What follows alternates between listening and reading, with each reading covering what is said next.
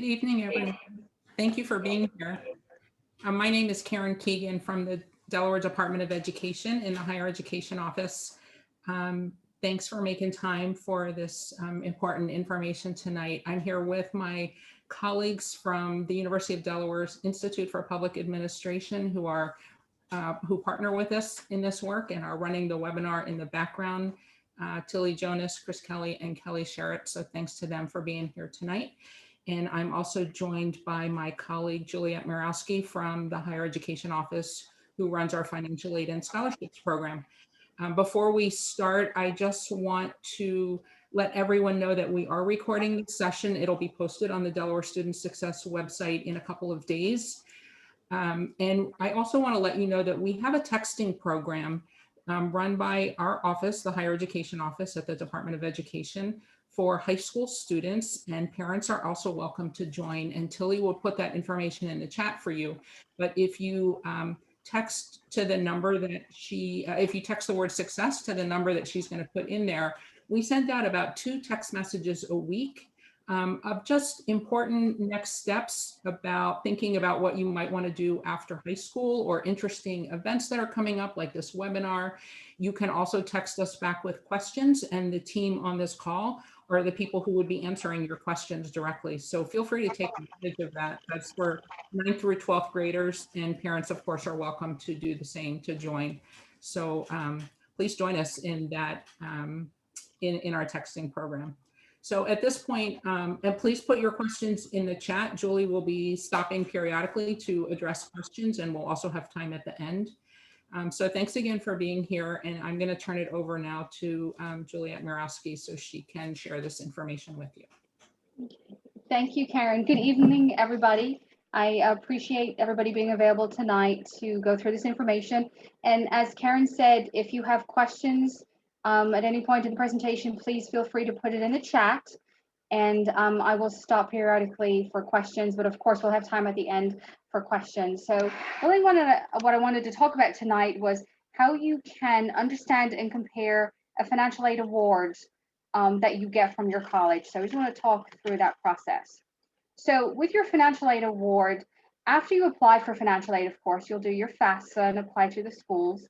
On the FAFSA itself, you're going to list any of the schools that you're interested in. So all of the colleges that you've been accepted to will notify you of a financial aid award.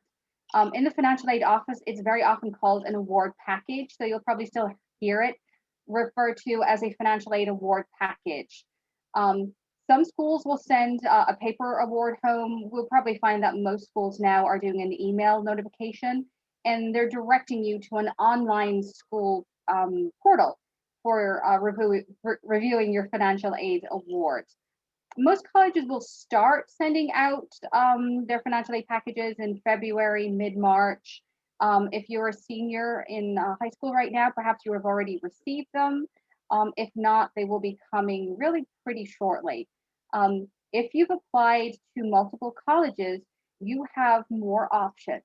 So ideally, the more schools that you apply to, the more you can compare the financial aid packages at each of the institutions to see what is a best fit for you. We certainly encourage you to apply to multiple colleges. That way you just have more options. So the financial aid award or the financial aid package itself, it's basically telling you what financial aid you're going to receive at a particular school. So if you've applied to multiple schools, you're going to get an aid offer from each of those schools.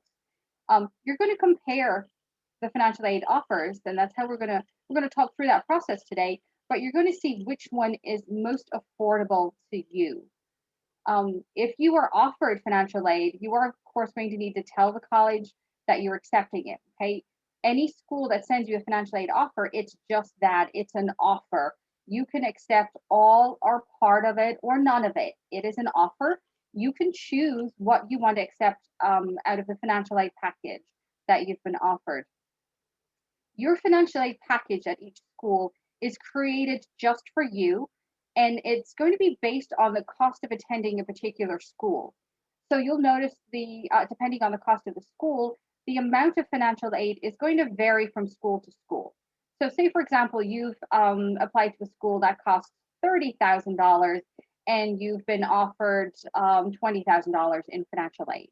If you are accepted to another school that costs $20,000 and they offer you five, you're really looking at the difference in cost in addition to the financial aid that you've been offered. So that's something that we're going to talk about today, how you're going to look at each aid package individually and then compare them against each other. So the first thing that you will do when you're trying to determine the financial aid package and if it's a right fit for you is finding out the full cost of attendance of the college. Very often this is on the financial aid package, so you'll see listed, the full cost. Sometimes it's broken down by tuition fees, room and board, and things like that. If the financial aid package doesn't have it on the award offer, then you could do a couple of things, right? You could go to the school's website to get this information. So if you go to the college's website, you can either type in tuition costs or go to the financial aid section, and they should have the tuition costs laid out. If for some reason it's more complicated to find that on the financial aid office website of the college, then you really will just want to call the financial aid office to ask for that information. It's really important that you know the full cost of attendance before you make any decisions.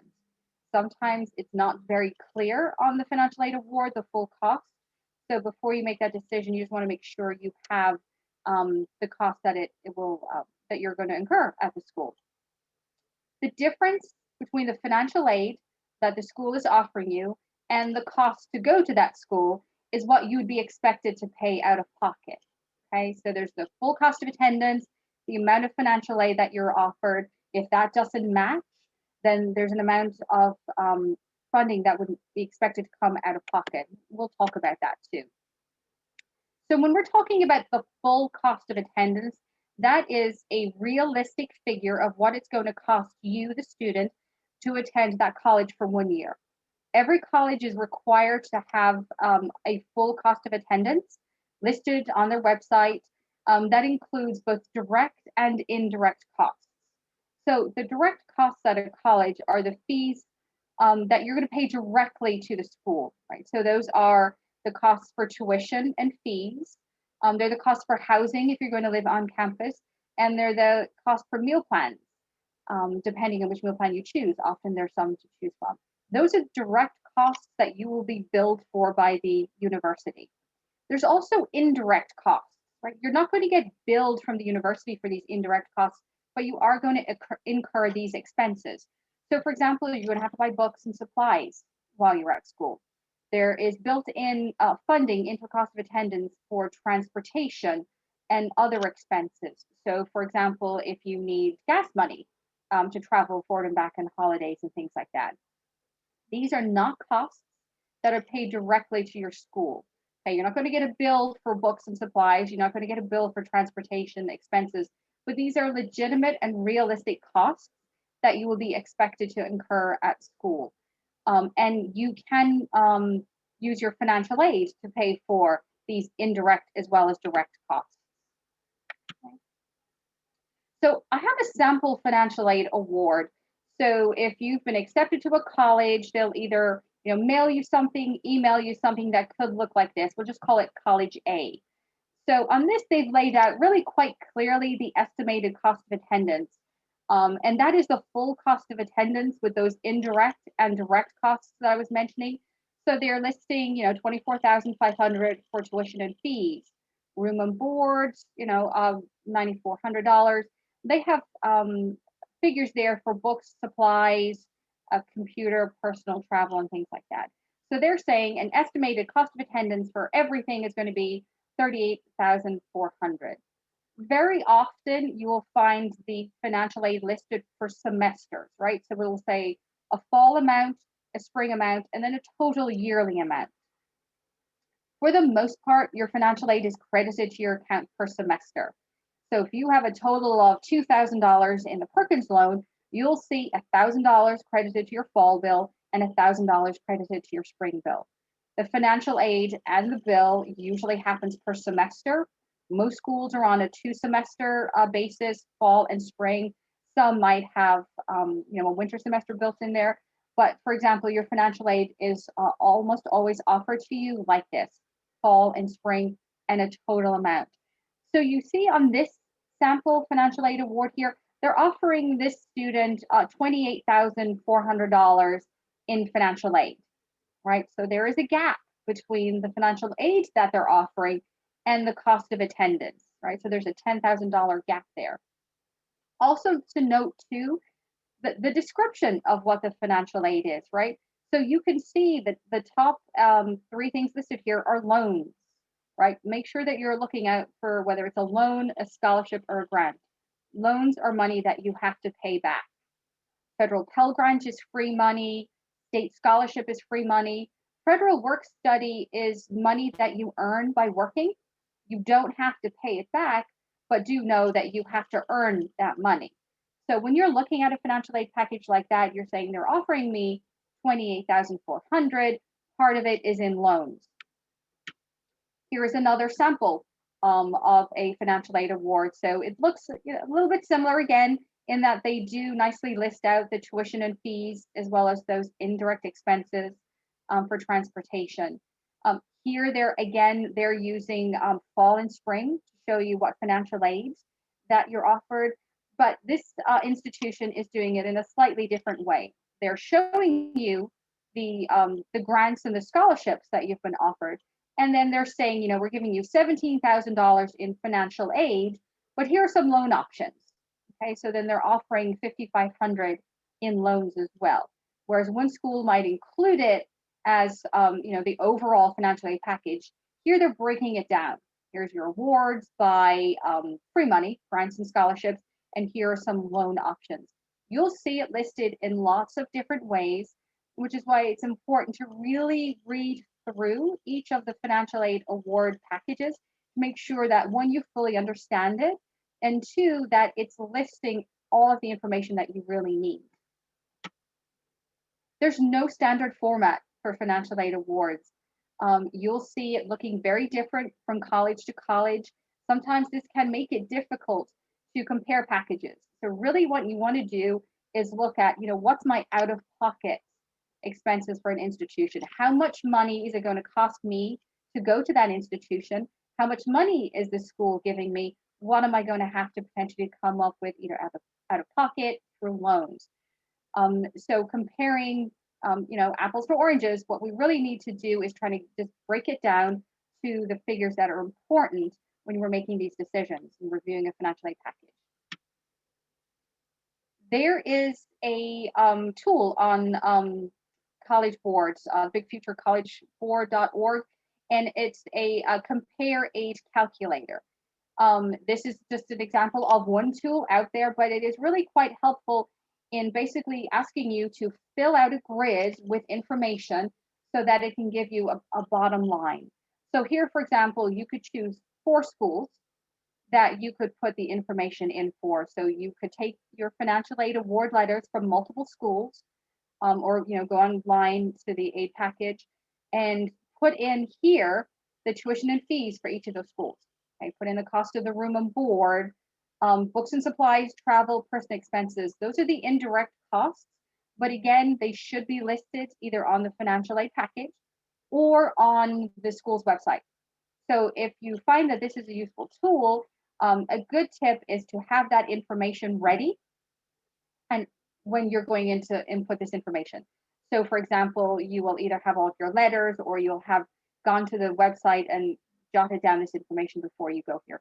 So you're going to put in the cost of attendance to that institution. And in this case, you can compare 4 at a time. Then what you can do is you can put in the financial aid that you've been offered, right? And they break it into categories. So, gift aid, grants and scholarships. Gift aid, basically think of that as any free money that you've been offered by the institution. They might call it institutional grants. They might call it the Pell Grant, state grant, whatever they're calling it that leads you to believe that it's a grant or scholarship, you can put that in here. The next section down is they're asking you to put down any loans that the school has offered you. Federal direct loans are ones that you would get through the FAFSA. They're federal loans. Perkins loans would also come through completing a FAFSA, and any other student loans that the institution is offering to you. There's also a section here to put in if you've been offered work study. So basically what you're doing then is you're taking each of the financial aid award packages, letters that you have, and putting the information in here. And what it does is it kind of spits out, a rounded package to compare 4 institutions, right? So I just went in and I put in random figures for 4 different schools, A, B, C, and D. So I put in the cost of attendance, ranging from 54,000 to 19,500. Put in different amounts of aids. Um, what it's telling me here is how much of the financial aid that I'm offered at each institution is gift money, right? So you'll see at College D, the only thing that's been offered are loans, right? 5,500 in loans. So it's 0 in free money or gift aid. The other institutions, they're showing a portion of what you've been offered in gift aid. So, from 56 to 65% of the aid that you've been offered is in gift aid or basically free money. It's also breaking it down to like how much of the financial aid package is loans. And this is based on the information that you're putting in here. So, for example, College B is offering us, 24% of the financial aid package is in the form of loans. 100% of the financial aid at College D is in the form of loans. Of course, then you can compare this with, more than 4 schools. You can go back and add in, additional schools. But what it's doing is it's a more helpful tool to assist you in looking at each college, at the overall package. How much is it going to cost you to go there? How much are you expected to incur in debt for a particular institution? And what are you expected to come up with out of pocket? I just want to pause for a moment and see if there's any questions up to this point or anything I can clarify on what we've just talked about. Sure. There's one question. Is there a way to add more than 10 schools on the FAFSA? Yes, yep, that's a great question. So when you're completing your FAFSA, if you are applying to more than 10 schools, you're going to add 10 schools on your FAFSA. You're going to submit it. It will be processed within a couple of days. Once your FAFSA has been submitted and processed, you can go back online to your FAFSA, remove a school, and add another one. So let's say you only wanted to add one more school, you would take off one school, you'd add another. If you wanted to add 5 more schools, you'll go back into the FAFSA, you will remove 5 schools, add 5 more, and resubmit it. You can submit your FAFSA as many times as you need to, either to make corrections or to add more schools. But just be aware that if you are adding more schools, let's say you have 15 schools who have your FAFSA, if you go back in and make any changes and you're still interested in all 15 schools, just make sure that you're doing the same thing again when you're resubmitting, adding those schools back on again. Right? But that is a really good question. Can I get you to clarify? You were talking about room and meals, housing and meals at a school, but on your forms, it talked about room and board. So I just want to make sure people understand that room and board is the same as. Yes, yeah, that's a very good point. So on your financial aid package, you'll most likely see room and board, meaning room and meal plan. So when you are looking at a college's website, for example, you can choose the meal plan that you would like. Often it's based on whether you're living on campus in dorms or whether you're, commuting, and lots of other factors. So you can choose the meal plan. But you're correct, on a lot of forms that you're going to see, including most likely the financial aid package, it's going to be listed as room and board. That's your housing and your meal charges, whatever board or room charges that you happen to have. So thank you for that. Another question, what types of jobs are offered through work study? Okay, that's a great question. So it really depends on the college. So the college where I used to work, the work study jobs would be anything from working in the financial aid office. That's always a really popular job for work study students. The financial aid office seems to have quite a lot of student workers. So working in the coffee shop, working in the athletic office, working in the financial aid office.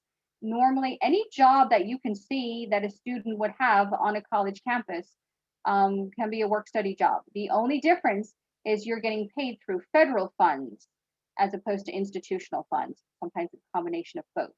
But because that's going to be listed on your financial aid package, it's actually a paycheck that you're going to get. That money is not going to go directly to your financial aid. Very often that money just goes to your bank account. So think of it as a job on campus that any student can have in a campus environment, and that you're paid through federal dollars. Can I say that sometimes there are really amazing opportunities for work study jobs.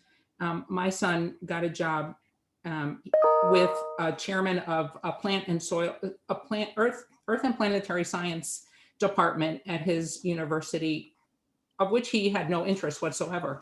But it turned out that he learned so much, and the professor he ended up working with for 2 years is one of the NASA scientists that just sent the Mars rover up. And so, he learned a lot, not necessarily in an area that he thought he was going to be interested in, and he ultimately chose another area to study.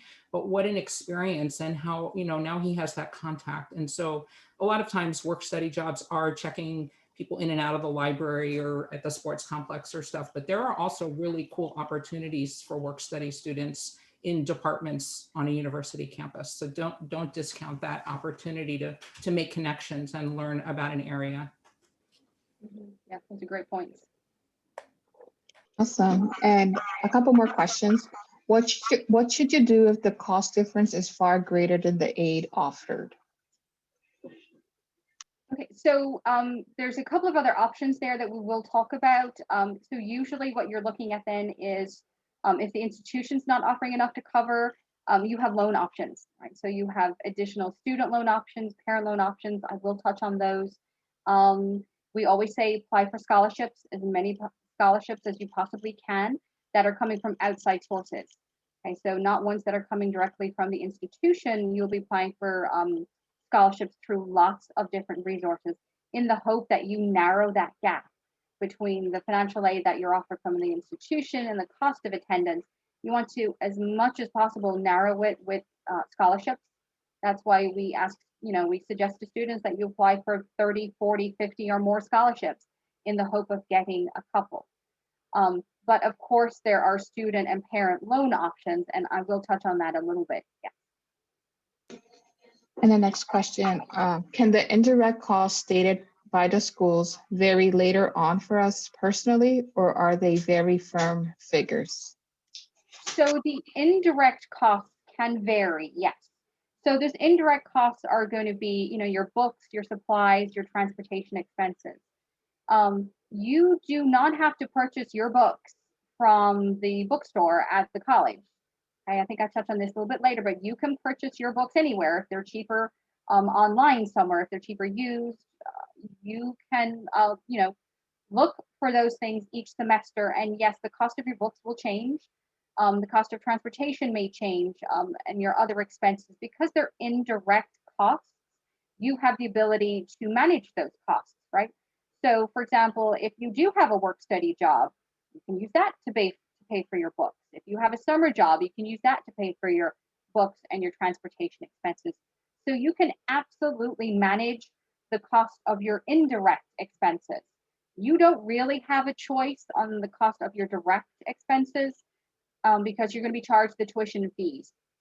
Your housing and your meal plan, your board could potentially change from year to year, but those indirect costs, the school is going to give you a very accurate picture of how much it's going to cost roughly for those expenses, but you do have the ability to manage them, certainly semester to semester and year over year. We have another question. I have seen medical as a cost. If the student is on their parents' insurance, can the insurance cost be waived? I would definitely suggest that you contact the financial aid office to verify that. So if you have proof that you are on somebody else's medical costs, you may not have to pay that. I would certainly suggest that you contact the financial aid office to verify that. I don't want to say that every institution is going to have the same policy, but yes, that's certainly something that would not, if you didn't need it, unless it's a mandatory fee from your school, that would be something that you would just find out from the financial aid office if you needed that. So for that particular situation, I would definitely encourage you to call the financial aid office to verify if it's on your financial aid package that you can provide proof that you already have medical insurance and you don't need to purchase it through the school. Okay. It's worth noting as well that the financial aid award that you receive could change, right? So you could get an aid package today that could change for a couple of different reasons next week or the week after. So, for example, when you filled out your FAFSA and applied to the institution, if you indicated that you're going to live on campus at the school and you later decided to attend the school, but that you're going to live either off campus or you're going to commute from home, that's going to change your cost of attendance. And that will change the amount of financial aid that you're offered. So if you're offered based on one living situation, one scenario, if that scenario changes, then they will reevaluate your financial aid award package and send you an updated award letter. That happens quite often. Families will change their mind before the semester starts. So just be aware, if you make those changes, that can affect your financial aid award. If, for example, when you filed your FAFSA, you were selected for verification, and that means that the financial aid office needs to basically verify the information that's on your FAFSA. If anything were to change on your FAFSA, that can change your financial aid award. It could result in more or less in grant money. So, for example, if you, underreported some information on there, that can affect your financial aid. If you underreported the number of people in your household and now it shows that there are more people in your household, that could result in more financial aid. So any changes to your FAFSA that could substantially change your FAFSA results could result in your financial aid award package changing, which is why if you're selected for verification, make sure that everything is complete at your financial aid office before you make final decisions about where you're going to attend, because you really want to make sure that your financial aid package is as accurate as it can be based on the correct information. So when you're looking at the financial aid that you've been offered, you saw in two different examples, it was listed in several ways, grant aid, then loans, or, listing altogether the financial aid. So if you're trying to think of what financial aid do I want to accept in what order, always accept the grants and scholarships first. Basically, it's free money. Okay, you'll want to accept that. You'll also want to make sure that if there are grants and scholarships, is there a certain requirement for you to continue to receive them? Do you have to have a minimum GPA in order to continue to receive your grants and scholarships? But if you're looking at order of acceptance, it's free money, take that first. I would say the work study as well. Certainly it's money that you earn by working, but you don't have to pay it back, right? So I'm kind of thinking of this as being, free money, a benefit to the students. Research certainly has shown that many students who work part-time on college manage their time better than those who don't. And Karen shared a wonderful example of, building relationships with professors and people on campus. So working on campus really helps you to certainly integrate into the campus, find out more resources that you might not have had available to you, and also earn money.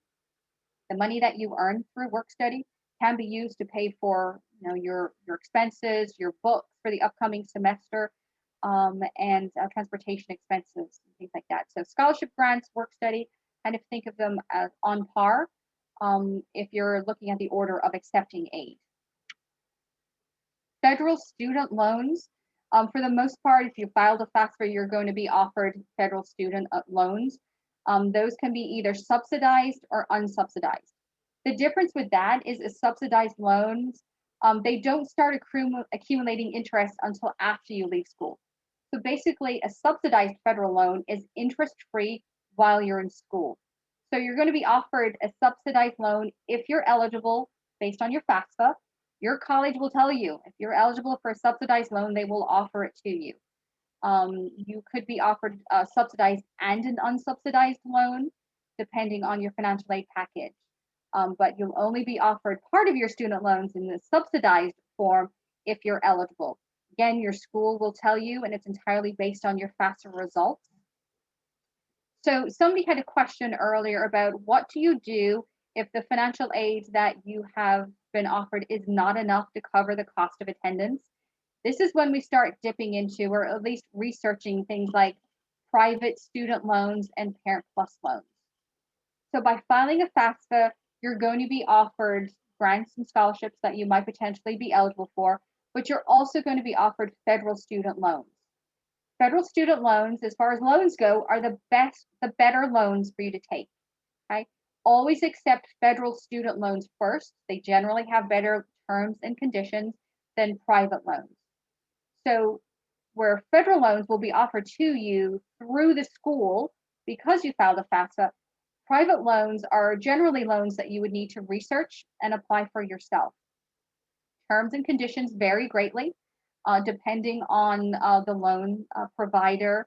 Sometimes you have to pay the interest on it while you're still in school. All private loans will have interest accrued. None of them are subsidized like the government loans. Some of them you pay while you're in school, or at least a part of it while you're in school. Some of them are deferred until after graduation. So private loans you can look at after accepting federal student loans if you still need funding.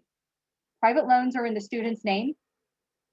They are often, you might require a cosigner for a private student loan, but they are in the student name.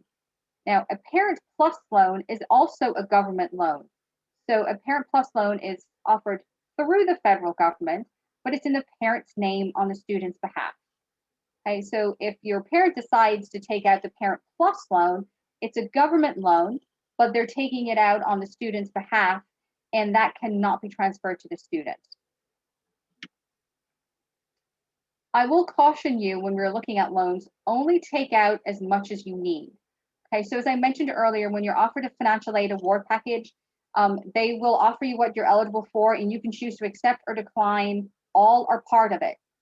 So if you have enough money in institutional aid and grants and scholarships that you don't need any loans, you certainly don't have to accept them, or if you only want part of the loans, you can accept part of it. So those indirect expenses that we're talking about, if you think that you're going to have a way to purchase books with money that you've earned over the summer, or graduation money that you received, you do not have to borrow to purchase your books. If you find your books cheaper online versus in the bookstore, you don't have to purchase your books at the institution itself. You can purchase them wherever you find them, most convenient and cheapest for you. As I've mentioned earlier, if you receive gift money, you can use that to pay for your books and your laptop. There's money built in to a financial aid package, often in the cost of, between financial aid and loans to cover these. But if you don't have to take out loans for these things, you certainly don't have to. There is no reason not to take out a loan if you need it to cover these expenses. You certainly don't want to put yourself in a situation where you don't have the ability to pay for books or a laptop that you need without utilizing the loan option. You normally will be advised how you can accept all or part of the financial aid that you've been offered. And it is worth noting as well that you've been offered this by the financial aid office. You have to actively accept it. Don't just assume because you've been offered it that it's going to be accepted for you. You have to take action on it. Certainly, if you have any grants or scholarships, you'll want to accept them to make sure that there's not a time frame on accepting those, for example. So just another little note on private student loans. Some do require that you pay at least the interest while you're still in school. Private student loans can often have a variable interest rate. So you'll really want to take a look when you're researching private student loans. And that's something that you can do online. Sometimes the financial aid office can have guidance for you. They cannot recommend a lender, but they might tell you a site where you can go, for example, to research lenders. If there is a variable rate, that can affect the amount of money that you have to repay. The lower the interest rate, the better. Some private student loans require an established credit history. So the cost or the interest rate on that loan could be dependent on the credit score, the credit history of the applicant. A dependent student might need a cosigner. They might want a cosigner. If the cosigner for the student loan has established credit, that might be a way for the student to get that loan at a better interest rate. So very often you're looking at some credit history for a private student loan, not for federal loans. Okay, so for the federal Stafford loans that you are offered by the school from completing a FAFSA, that's entirely in the student name. There's no co-signer. There's no credit check on student loans from the federal government. This is private student loans that you would be getting in addition to the federal loans if you needed loans. Okay. The Parent Plus loan, while this is a federal loan, it is taken out on the parent's behalf, in the parent's name on the student's behalf. It's a Parent Plus loan, the government loan, but it can never be transferred to the student's name. Generally has a fixed interest rate. For the current year, the interest rate on that is 5.3% for the Parent Plus loan. The parents can choose to make payments while their student is in school, or they can defer payment until after the student graduates. But if they defer payment on the Parent Plus loan, the interest will accrue. Okay. So some options that you have in addition to grant aid that you're offered by the school, the student loan, the federal student loans that you're offered by the school. So to fill in those gaps, you could be looking at Parent Plus loans, private student loans, and of course, applying for scholarships, outside scholarships.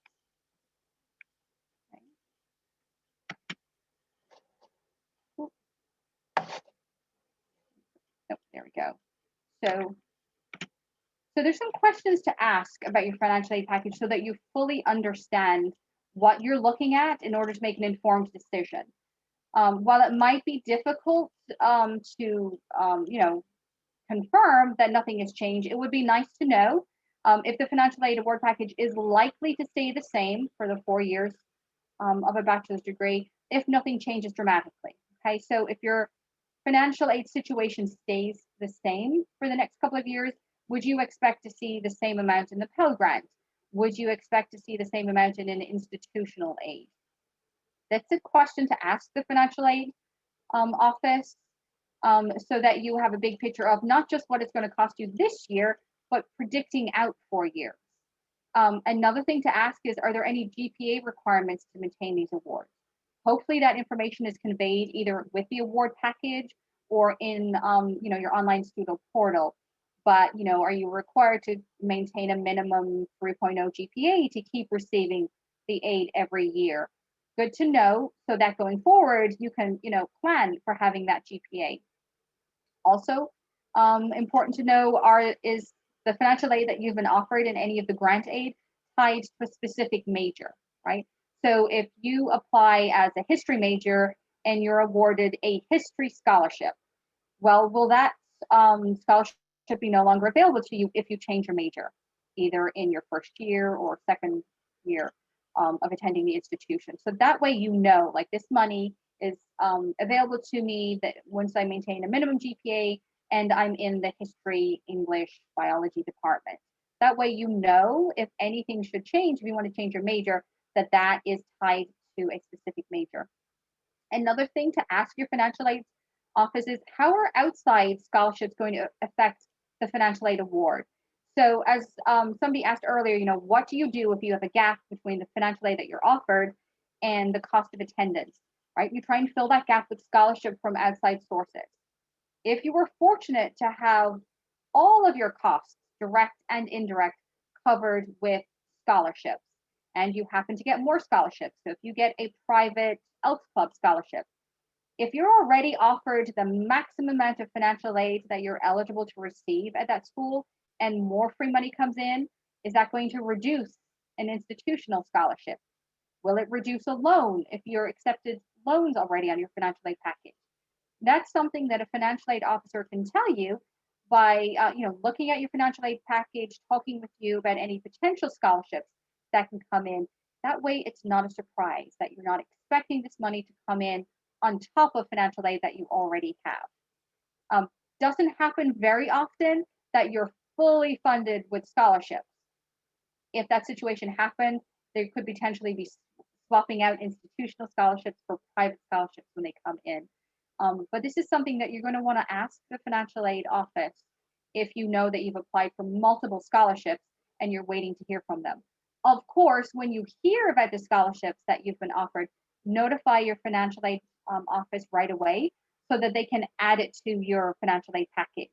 As you get outside scholarships and the school knows about it, they will add it to your financial aid package so it shows the whole picture. If you're not sure of any of the answers to these questions, and I'm sure many other questions that you will have, talk to the financial aid office. That's what they're there for. They are going to work with you to make sure that you fully understand the financial aid that you've been offered before you make any decisions. They're a really good resource for you. As I mentioned earlier, these are financial aid offers. You do have to accept or decline them. For the most part, you're going to see that you're going to be able to do this online, right? You'll go to the institution that you're interested in, that you've been accepted to, and you're going to accept or decline the financial aid. Unless there's a timeline on anything, you might want to find out, do you have to accept the grants and scholarships by a certain time frame if you're not sure about what you want to accept? Okay, you don't want to miss out on any grants or scholarships, any free money by not accepting them. So it certainly doesn't hurt to just go online and accept the free money from multiple schools until you make your decision. If you are accepting any loans, of course, there's going to be additional steps for loans. You'll need to do entrance counseling and assigned promissory notes online for your federal loans. Your school will tell you how to do those things. Okay? As you accept loans, they will put that information online for you to complete. Check with your college to make sure that there's nothing outstanding. Hopefully you'll be able to see that in your financial aid account online, but if you're unsure, again, you'll want to reach out to your school to make sure that everything has been accepted. If you think you've accepted your grants and scholarships, but you're not really sure and you can't tell online, call them, email them, so that you're not getting in a situation where you thought you've taken action, but you haven't. If you're in a situation where your financial circumstances has changed after you filed your FAFSA, you can contact the financial aid office and ask for a special circumstance review of your FAFSA. So if something has changed, for example, there's been unemployment or reduced work hours, certainly in the climate that we're in right now, that's happening to many families, you can reach out to your financial aid office. Tell them you have a special circumstances. They will let you know what you need to do. Sometimes it's a matter of submitting documentation to the financial aid office so that you can show the changes in the family situation. The college financial aid office has the ability to go in and fix your FAFSA or adjust your FAFSA. You do not, right? So as a family, you can't go in and make those changes at this point, but your financial aid office can. So talk to them about any special circumstances you might have. If they make changes to your FAFSA, that could result in a change to your financial aid package. So if that's something that you think you might be eligible for, absolutely, it's worth reaching out to the financial aid office so that they can talk you through that process. And again, it's something that the financial aid office does all the time. And they want to help you to make sure that you get the best financial aid package that you are eligible for. These are some resources. Just wanted to leave you with the FAFSA website, of course, for completing your FAFSA, studentaid.gov, can give you more information about federal loans, student and parent loans. The Big Future College Board website is where I showed you that tool that you can use to look at multiple financial aid packages and see what your bottom line is. Certainly Delaware Goes to College.org is our website from the higher education office that has some great resources there, not only for scholarships, it certainly has the Delaware Scholarship Compendium that you can look for additional scholarships, but it also has other information on there about how to fund your education. So at this point, certainly if anybody has any other questions, I'm happy to be able to answer. This has the email address for the higher education office. Please feel free to reach out to us if you have questions as well too. We do have some questions. Great. Great. We have two questions sort of related, so I'll ask both. Can you explain how an unsubsidized loan works? And then the next question is taking an unsubsidized loan before a private loan best? Why are the terms better usually? Yes, Yes. So first of all, the difference with an unsubsidized loan is a federal loan. So it's a federal Stafford loan. It's offered in the student's name. It is, it will accrue interest. So there's interest accruing on an unsubsidized loan. I cannot think off the top of my head right now what the interest rate is on student loans for this current year, but an unsubsidized loan will accrue interest while the student's in school, but the student is not expected to pay the interest or the principal on that loan until after they graduate or stop attending. Okay? You would get statements of what the interest accrual is, and you can certainly choose to make payments on an unsubsidized loan. But just know it's interest accruing on that loan while the student is in school. So the question was, is it better to accept an unsubsidized over a private student loan? The answer is yes. One, the interest rate will be better than a private student loan. Two, it's entirely in the student name with no cosigner and no credit check. So unlike a private student loan, there would be a credit check associated with it and could potentially have a cosigner. So it's always best to take the federal loans first, better terms and conditions. As a freshman student, the maximum amount you can receive in federal student loans is $5,500, right?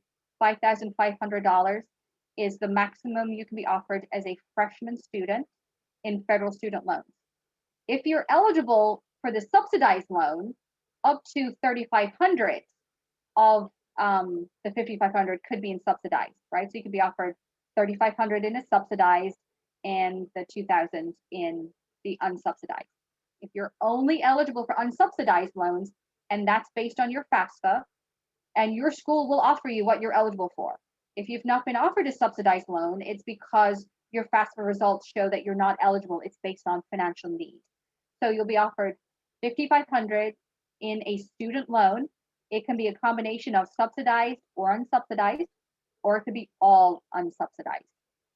And again, you're not sure of the difference between the two, a really good thing to talk through with a financial aid officer.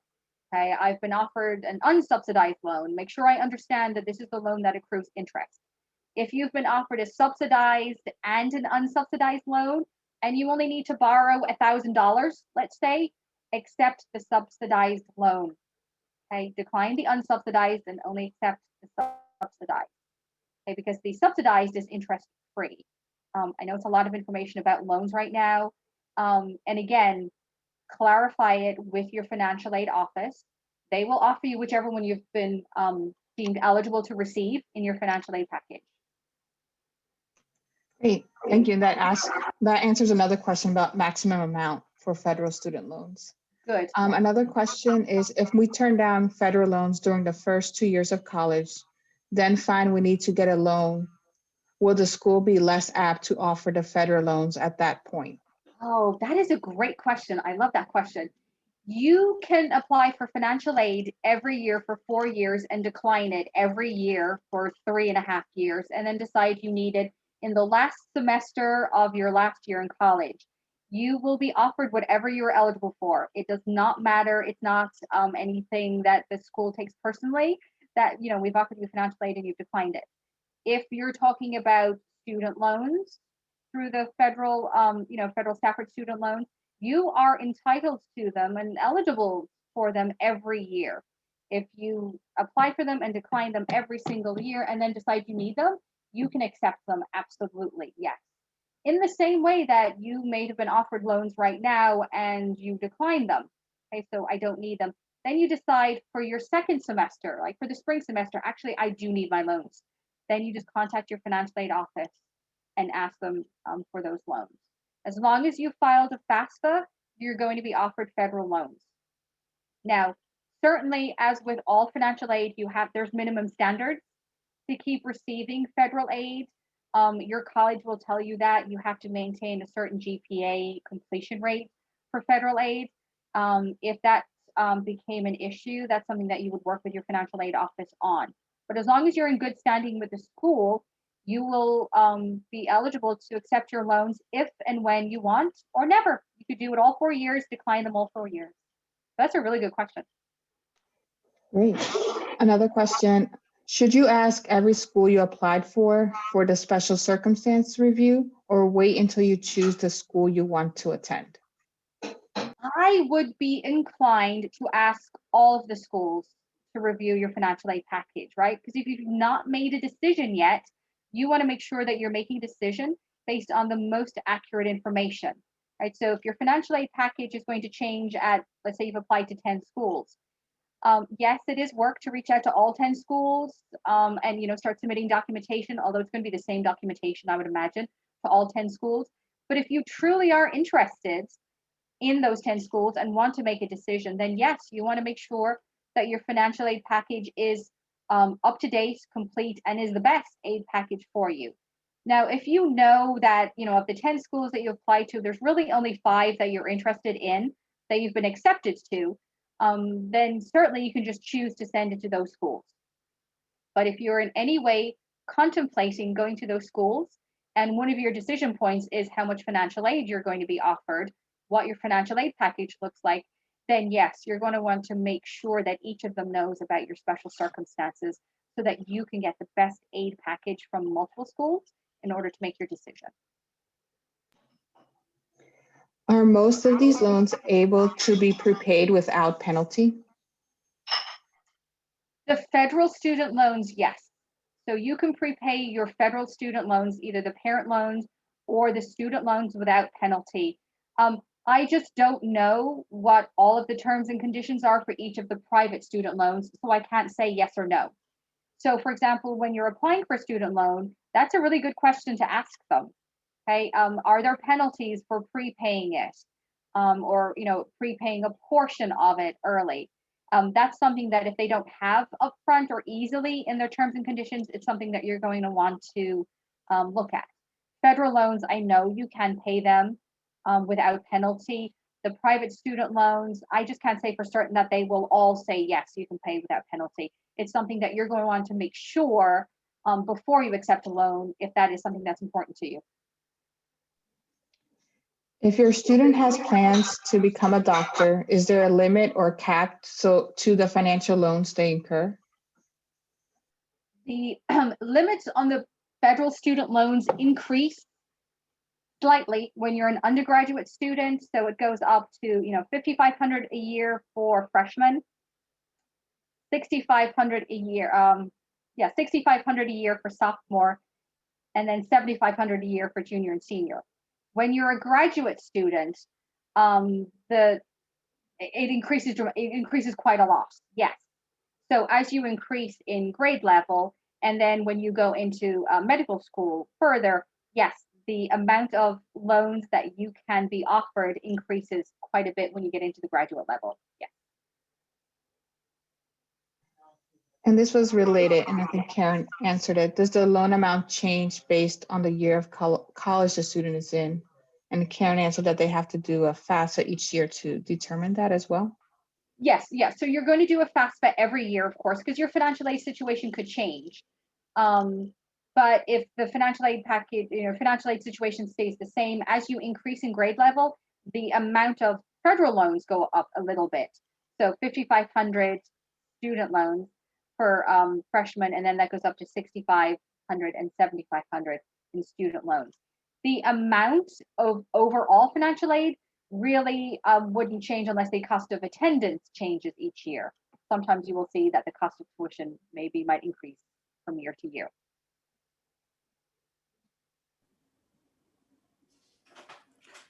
So I have just a couple little things to add. If I've seen students that get a really nice financial aid package for their freshman year and then not so great when they return for their sophomore year, because it's kind of like a hook to get you in. So that's why it is really important to find out if the financial aid is going to be the same. But I know what one student did at a college was, she called her department, she talked to professors, she tried to find other places funding at her school so that she could return and continue her education. And even though initially she was told, there's no more money, her department, where she was a major, came up with some money enough to help her, return and continue her education. So between scholarships and I'm not saying that would work for everyone, but you know, as you get further on at the university, sometimes departments have their own funding that they can help students with to pay for their education. Not a guarantee, but it's just something worth asking. And then another thing I just want to mention, I don't think I heard you say this, Julie, but I'm sorry if you did. When you are choosing a major, right, this is really important. It's something that you need to think about is what are your earnings going to be when you graduate? So if you want to be a teacher, or you want to be a social worker, or you're going to be an engineer, or you're going to be an astronomer, whatever it is that you want to go into, you can find what average salaries are. And so when you're thinking about what debt you're going to incur, you know, how much in loans are you going to take out? You want to think about that in terms of the school that you choose and what you're going to earn when you come out. If you're going to have a job that pays a lower amount and it's going to cost you $100,000 to go to that school, it's going to take you forever to pay off that loan, forever. If you're going to come out with a degree in something that has a higher salary, you're going to be an engineer, or you're going to be, I don't know, like lots of things that might have a higher salary, then maybe taking out a little bit more in loans is not going to be a burden on you, because you are going to make a salary that will allow you to pay that loan back faster. So it is really important when you're making decisions, even though you may not know specifically what you want to major in, but as you're making those decisions, if you have an idea, it is important to think about that part of the equation with how you're going to pay these loans back. No one is saying that it's bad to take out loans to go to college, but you want to compare that amount with what you might be earning in a career that you plan to choose. Just another piece of a very long equation of things to think about. But you know, we work with lots of people who are adults, and maybe there are parents on here who are still paying student loans as grown people in their 30s and 40s because they had to take out so much in debt. And you know, can you get an education at an institution that may cost you a little bit less? And what are the pros and cons of that? So just things for people to consider. I think that we have answered all the questions.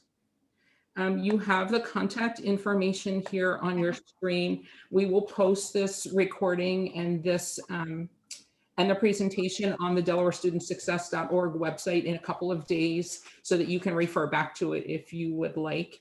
We will have other webinars coming up in the spring, so follow us on social media. Your school counselors will let you know when they're happening. They'll be posted on the Delaware Student Success website. So Julie, is there anything else you want to add or say? No, not at all. Just to, again, just reiterate, you know, the financial aid offices, you know, the officers are there to help you.